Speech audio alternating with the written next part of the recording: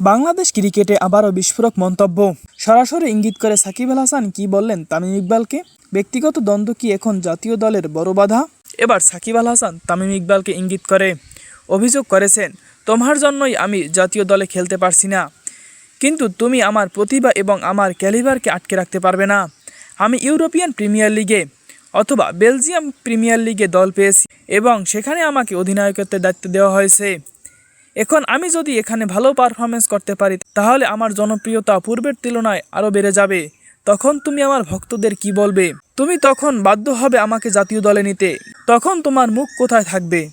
তুমি এখন ক্ষমতার জেরে বিসিবিটাকে নিজের ব্যক্তিগত প্রতিষ্ঠান বানিয়েছো। তুমি কতক্ষণ শেখ হাসিনার পাশে থেকেছো, আবার কতক্ষণ খালেদা জিয়ার এর পাশে দাঁড়িয়েছো। আবার তুমি অন্তর্বর্তীকালীন সরকারের ক্রীড়া উপদেষ্টা আসিফ মাহমুদ সজীব ভুঁইয়ার পিছনে পিছনে ঘুরেছো শুধু বিসিবির সভাপতি পদ পাওয়ার জন্য। এবার তো সভাপতি হলে, কিন্তু তুমি বাংলাদেশ ক্রিকেটকে ধ্বংসের মুখে ঠেলে দিচ্ছ। এই পরিণাম তোমাকে অবশ্যই ভোগ করতে হবে। এই বক্তব্য ঘিরে ইতিমধ্যেই শুরু হয়েছে তীব্র আলোচনা এবং বিতর্ক। ক্রীড়াঙ্গনে আবারও সামনে চলে এলো সাকিব তামিম দ্বন্দ্বের পুরনো অধ্যায়। এখন প্রশ্ন একটাই, এই দ্বন্দ্বের শেষ কোথায়? ব্যক্তিগত লড়াইয়ের কারণে কি পিছিয়ে পড়েছেন বাংলাদেশ ক্রিকেট?